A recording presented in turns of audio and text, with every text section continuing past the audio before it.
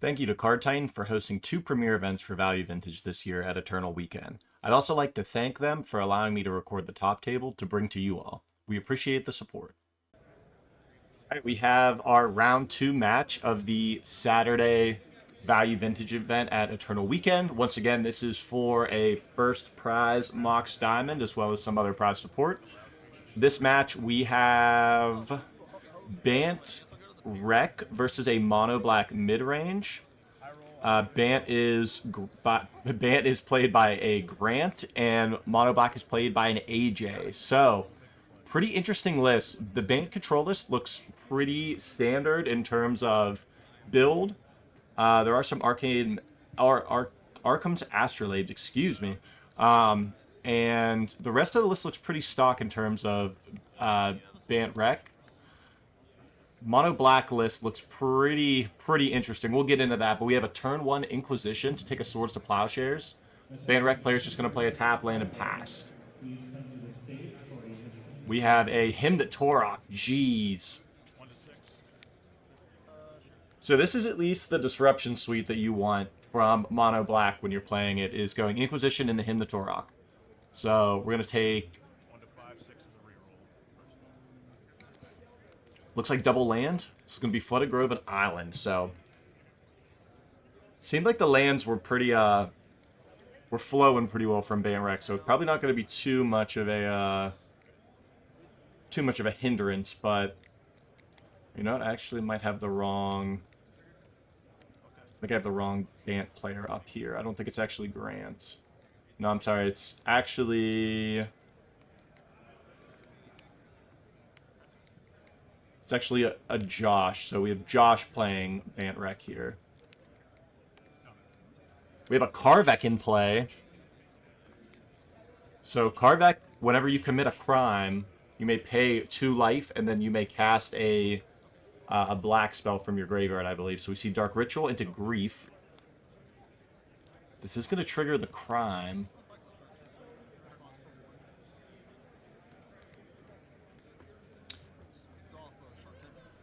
So we're going to cycle a Shark Typhoon in response.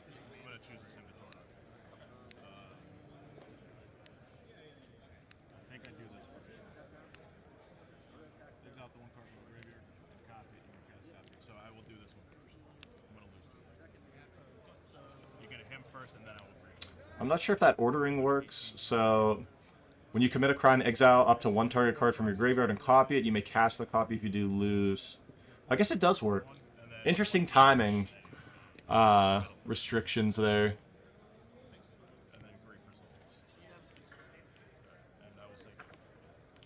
Jeez. Incredible interaction from the mono black player. Was able to double him, get a Grief and Karvek in play, hitting 2 Sphinx's revs into another Grief. Taking the Kahira. So we have land in hand. If we can find a Depopulate, we can clean up this board. It looks like 18 to 11 are life totals, with Bant at 11. Gonna chump the Karvek, go to 5.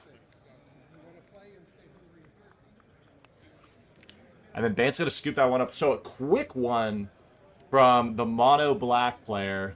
Didn't have any Grief scam, just literally went Inquisition, Hymn the Torok, Karvek, Grief.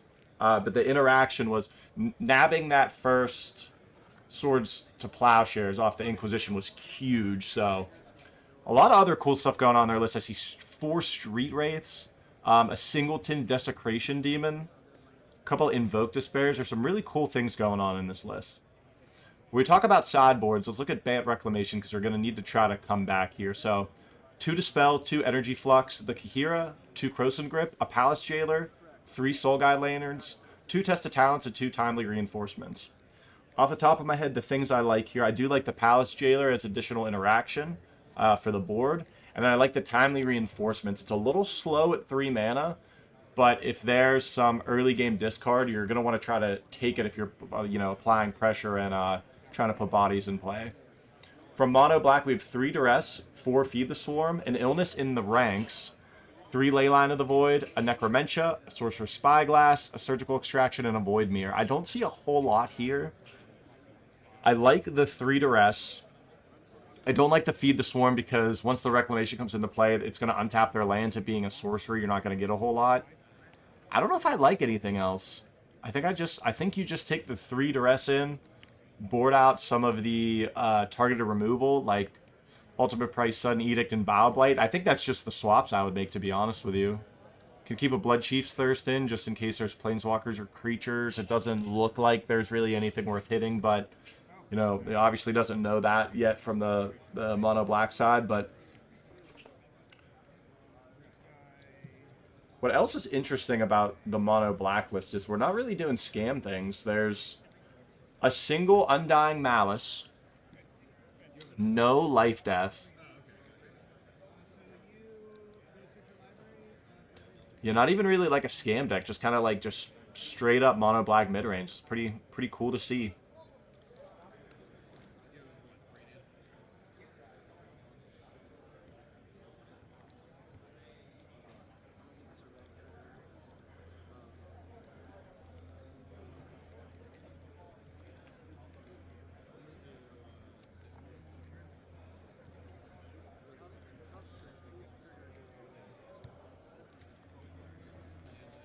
Still resolving mulligans here. Once again, just want to thank Card Titan for allowing us to record this match, and also just hosting Value Vintage for us this weekend. You know, it was a pretty good time.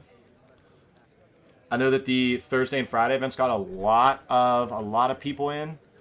I know on Friday, I believe it was Friday, they had 40, maybe even 40 plus players. It's a lot of people just for a 3-round side event. So really sweet that they were able to show support for the format. Hopefully we can get some more events like this in the future.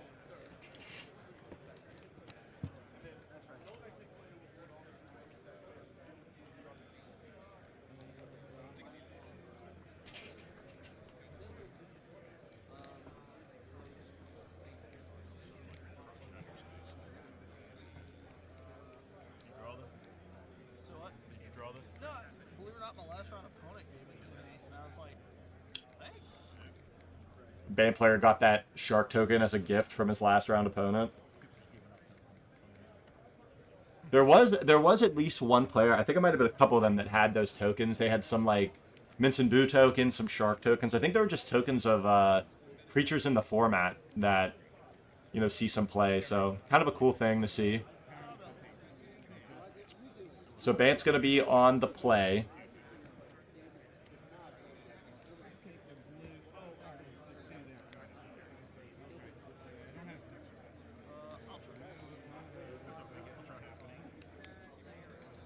All right, looks like we've kept 7 for both players. There's the Street Wraith. So 18. Mono Black's life probably pretty irrelevant this match. We're going to start with the Inquisition. So there's the Timely Reinforcements that we talked about. But we have Planar Genesis, Timely Reinforcements, Rev, Plains, Prairie Stream, and Wilderness Wreck.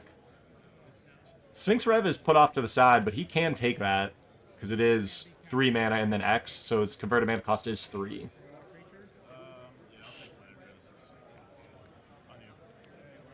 Takes a Planar Genesis. Kind of curious on that. I guess a green source does turn that on, but can't really cast that.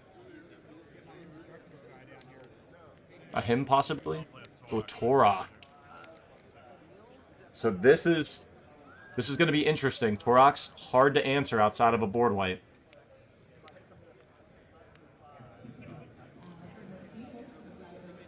Gonna attack for 2. No discard to lead into it. So there's a Karvek there. Not able to answer it. We probably will see the Timely here. Well, actually, probably don't want to see the Timely yet because both players are at 18. That Street Race cycle is going to keep them both at the same life. So you probably want to wait a turn. Yeah, he's going to wait a turn.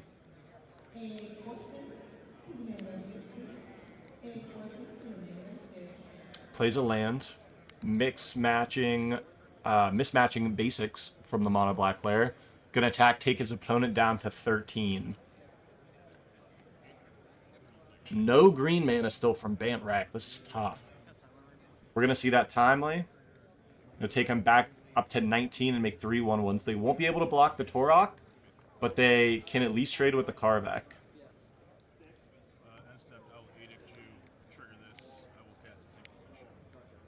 I believe you said that that was an edict. So yeah, end step edict into Inquisition. Gets to trigger the Karvek. We did miss a Torok trigger. That Torok should be a 3-2. Okay, they caught it. So still a lot of damage that can come through here. The Torok is going to be unblockable because they are white tokens. So looks like a him to Torok. So we're going to discard Wilderness Wreck and another Sphinx's Rev. Gonna take 5. Back to 14 already. This Karvik's getting a lot of value. And then another timely, okay. Very timely reinforcements indeed. Oh, he kept the Bioblight in. Wow, that Bioblight was literally... That was an insane card to have right there. Cleans up all the tokens. Gonna attack for 7. Taking him down to 13. Or to 12. Sorry, that's 8. And it's just lethal in play. Wow, what an incredible match from the Mono Black player. Great games. Sweet deck.